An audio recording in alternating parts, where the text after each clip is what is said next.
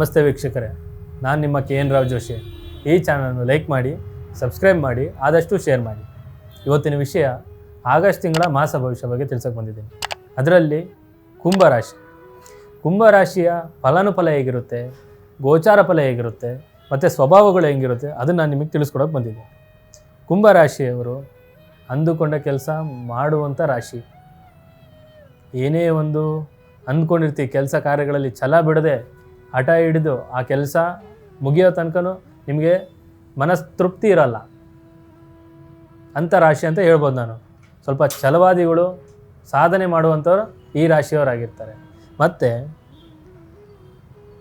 ಸಂತಾನ ಯಾರು ಬಯಸ್ತಾ ಇರ್ತೀರಿ ಅವರಿಗೆ ಈ ತಿಂಗಳಲ್ಲಿ ಸಂತಾನ ಆಗುವ ತುಂಬ ಶುಭ ದಿನಗಳು ಇದೆ. ಇಷ್ಟು ದಿನ ನೀವು ಹುಡುಕಿ ಎಷ್ಟು ಕಾದು ಎಷ್ಟು ಕಾದಿರ್ತೀರಿ, ಈ ಟೈಮಲ್ಲಿ ನಿಮಗೆ ಎಲ್ಲ ರೀತಿ ಆಗುವಂಥ ಚಾನ್ಸಸ್ಗಳು ತುಂಬ ಇದೆ.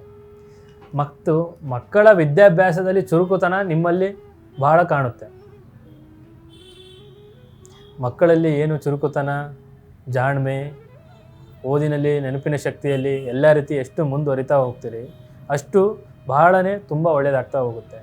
ಇದರಿಂದ ಸ್ವಲ್ಪ ಮಕ್ಕಳ ವಿದ್ಯಾಭ್ಯಾಸದಲ್ಲಿ ಸ್ವಲ್ಪ ಹೈಯರ್ ಸ್ಟಡಿಯಲ್ಲಾಗಿರ್ಬೋದು ಮತ್ತು ವಿದ್ಯಾಭ್ಯಾಸದಲ್ಲಿ ಏನೇ ಒಂದು ತೊಗೊಳೋದಾಗಿರ್ಬೋದು, ಇದರ ಮುಖಾಂತರ ಸ್ವಲ್ಪ ನಿಮಗೆ ದುಡ್ಡಿನ ಖರ್ಚು ಸ್ವಲ್ಪ ಜಾಸ್ತಿ ಆಗ್ತಾ ಹೋಗುತ್ತೆ. ಮಕ್ಕಳಿಗೆ ಅದು ಕೊಡಿಸ್ಬೇಕು, ಏನೇ ಒಂದು ಶಿಕ್ಷಣದಲ್ಲಿ ಏನೇ ಒಂದು ತಗೋಬೇಕು ಮತ್ತು ಹೈಯರ್ ಎಜುಕೇಷನ್ಗೆ ಬೇರೆ ಕಡೆ ಹೋಗಬೇಕು, ಈ ರೀತಿ ವಿಚಾರದಲ್ಲಿ ಸ್ವಲ್ಪ ದುಡ್ಡಿನ ಖರ್ಚು ಜಾಸ್ತಿ ಆಗ್ತಾ ಹೋಗುತ್ತೆ. ಸ್ವಲ್ಪ ಅದು ಗಮನ ಇಡಿ. ಮತ್ತು ಜೀವನದಲ್ಲಿ ಏರುಪೇರು ಇರ್ತಾನೆ ಇರುತ್ತೆ. ಈ ತಿಂಗಳು ಕುಂಭರಾಶಿಯವರಿಗೆ ಒಂದು ದಿನ ಚೆನ್ನಾಗಿದ್ದರೆ ಒಂದು ದಿನ ಚೆನ್ನಾಗಿರಲ್ಲ, ಒಂದು ದಿನ ನಗ್ತಾ ಇದ್ದರೆ ಇನ್ನೊಂದು ದಿನ ಅಳ್ತಾ ಇರ್ತೀರ. ಈ ರೀತಿಗಳು ಈ ತಿಂಗಳು ಪೂರ್ತಿ ನಡೀತಾನೇ ಇರುತ್ತೆ ಕುಂಭರಾಶಿಯವರಿಗೆ. ಸ್ವಲ್ಪ ಎಲ್ಲ ರೀತಿ 50-50% ಇರುತ್ತೆ ಜೀವನದಲ್ಲಿ. ಗಂಡ ಹೆಂಡತಿ ಸಣ್ಣ ಪುಟ್ಟ ವಿಷಯಗಳಿಗೆ ಜಗಳ ವಾಡೋದು ಸ್ವಲ್ಪ ಕಮ್ಮಿ ಮಾಡ್ತಾ ಹೋಗಿ. ಯಾಕಪ್ಪ ಅಂತಂದರೆ ಸ್ವಲ್ಪ ಈ ಕಾಲಮಾನದಲ್ಲಿ ಏನಾಗಿದೆ ಅಂತಂದರೆ ಸ್ವಲ್ಪ ಸಣ್ಣ ಪುಟ್ಟ ವಿಚಾರಗಳೇ ದೊಡ್ಡ ಪ್ರಮಾಣದಲ್ಲಿ ಬೆಳೆದ್ಬಿಟ್ಟು ಮನೆ ಮುರಿಯುವಂಥ ಚಾನ್ಸಸ್ಗಳು ತುಂಬ ಇದೆ. ಡೈವರ್ಸ್ ತನಕ ಹೋಗೋದು ಕೂಡ ಆಗುತ್ತೆ. ಸ್ವಲ್ಪ ಏನೇ ಆದರೂ ಕೂಡ ಕೂತು ಸಮಾಧಾನದಿಂದ ಮಾತಾಡೋದ್ರ ಮುಖಾಂತರ ನಿಮ್ಮಲ್ಲಿ ಎಷ್ಟೇ ಜಗಳ, ಸಿಟ್ಟು, ಕೋಪ, ತಾಪ ಎಲ್ಲ ಇದ್ದರೂ ಕೂಡ ಎಲ್ಲ ರೀತಿ ಮಂಜಿನ ಕರಗೋಗಬೇಕು. ಆ ರೀತಿ ಕೂತು ಮಾತಾಡಿದರೆ ಮಾತ್ರ ಸ್ವಲ್ಪ ಮನೆಯಲ್ಲಿ ಶಾಂತಿ, ನೆಮ್ಮದಿ ಉಳಿತಾ ಹೋಗುತ್ತೆ. ಮತ್ತು ಕುಟುಂಬದಲ್ಲಿ ಅಶಾಂತಿ ಉಂಟಾಗ್ತಾ ಹೋಗುತ್ತೆ. ಈ ರೀತಿ ಜಗಳ, ಮನಸ್ತಾಪಗಳು, ಕಿರಿಕಿರಿಗಳು, ಒಣಬಾಧೆಗಳು ಈ ರೀತಿ ಆಗೋದ್ರಿಂದ ಕುಟುಂಬದಲ್ಲಿ ಶಾಂತಿ ಅನ್ನೋದೇ ಇರೋದಿಲ್ಲ, ನೆಮ್ಮದಿ ಅಂತೂ ಇಲ್ಲವೇ ಇಲ್ಲ. ಈ ರೀತಿ ವಿಚಾರದಲ್ಲಿ ಎಲ್ಲ ರೀತಿ ಮೂಡ್ ಬರ್ತಾ ಹೋಗುತ್ತೆ.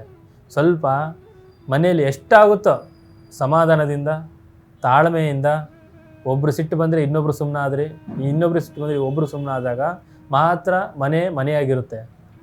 ಇಲ್ಲ ಅಂತಂದರೆ ಇಬ್ಬರೂ ಕೂಡ ವಾದ ವಿವಾದಕ್ಕೆ ನಿಂತ್ಕೊಂಡಾಗ ಮನೆ ಎಲ್ಲ ರೀತಿ ಸರ್ವನಾಶ ಆಗ್ತಾ ಹೋಗುತ್ತೆ.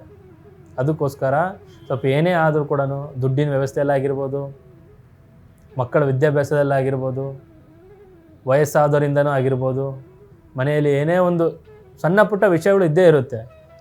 ಏನೇ ಇದ್ದರೂ ಕೂಡ ಮಾತಿನ ಮುಖಾಂತರ, ಸಂಧಾನದ ಮುಖಾಂತರ, ತಾಳ್ಮೆಯಿಂದ, ಸಮಾಧಾನದಿಂದ, ಸಹನೆಯಿಂದ ನೀವೆಷ್ಟು ಇರ್ತೀರಿ ಅಷ್ಟು ಒಳ್ಳೆಯದಾಗ್ತಾ ಹೋಗುತ್ತೆ. ಮತ್ತು ವಿದ್ಯಾರ್ಥಿಗಳಿಗೆ ಸ್ವಲ್ಪ ಅನುಕೂಲಕರ ಸ್ಥಿತಿ. ಒಂದು ಸ್ಟೂಡೆಂಟ್ ಆಗಿರ್ಬೋದು, ಏನೇ ಮಾಡಿದ್ರು ಕೂಡ ಅವರಿಗೆ ಒಳ್ಳೆಯದಾಗ್ತಾ ಹೋಗುತ್ತೆ. ಯಾವ ರೀತಿ? ಈ ಕಡೆ ಪೋಷಕರಿಂದ ಎಲ್ಲ ರೀತಿಯ ಸಹಾಯ ಆಗುತ್ತೆ, ಲೆಕ್ಚರ್ಸ್ಗಳಿಂದ ಎಲ್ಲ ರೀತಿ ಅವ್ರಿಗೂ ಕೂಡ ಅವರಿರುವ ಜ್ಞಾನ ಎಲ್ಲ ರೀತಿ ಅವರಿಗೆ ತುಂಬ್ತಾ ಹೋಗ್ತಾರೆ. ಅದು ಜ್ಞಾನ ಏನು ತುಂಬ್ತಾ ಇರ್ತಾರೆ ಅದೆಲ್ಲ ರೀತಿ ಇವರಿಗೆ ನೆನಪಿನ ಶಕ್ತಿ ಮುಖಾಂತರ ತಲೆಯಲ್ಲಿ ಉಳಿತಾ ಹೋಗುತ್ತೆ. ಏನೇ ಮಾಡಿದ್ರು ಕೂಡ ಒಂದು ಸ್ಕೂಲಿಗೆ, ಕಾಲೇಜಿಗೆ ಹೆಸರು ಬರುವಂಥ ಚಾನ್ಸಸ್ಗಳು ತುಂಬ ಇದೆ ವಿದ್ಯಾರ್ಥಿಗಳಿಂದ. ಮತ್ತು ಎಲ್ಲ ರೀತಿಯಿಂದ ಕುಟುಂಬದಲ್ಲಿ ಕಿರಿಕಿರಿ ಇದ್ದೇ ಇರುತ್ತೆ,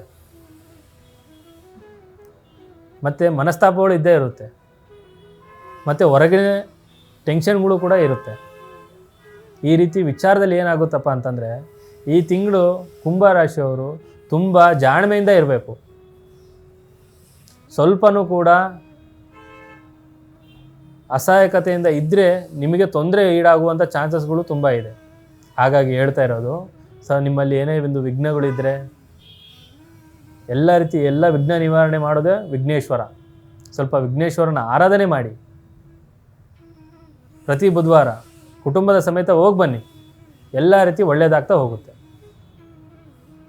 ಮತ್ತು ಇನ್ನೂ ನಿಮ್ಮ ಮನೆಯಲ್ಲಿ ಆರ್ಥಿಕ ತೊಂದರೆ ಆಗ್ತಿರ್ಬೋದು, ಇಬ್ಬರು ಕುಟುಂಬದಲ್ಲಿ ತೊಂದರೆ ಆಗ್ತಾ ಇರ್ಬೋದು, ಮನಸ್ತಾಪಗಳು ಜಾಸ್ತಿ ಆಗ್ತಾ ಇರ್ಬೋದು, ಆರೋಗ್ಯದಲ್ಲಿ ಏರುಪೇರು ಆಗ್ತಾ ಇರ್ಬೋದು. ಇನ್ನಿತರ ಏನೇನು ಸಮಸ್ಯೆ ಹೇಳಿದರೆ ಒಮ್ಮೆ ನಮ್ಮನ್ನು ಸಂಪರ್ಕಿಸಿ. ಸರ್ವೇ ಜನ ಸುಖಿನೋ ಭವಂತು.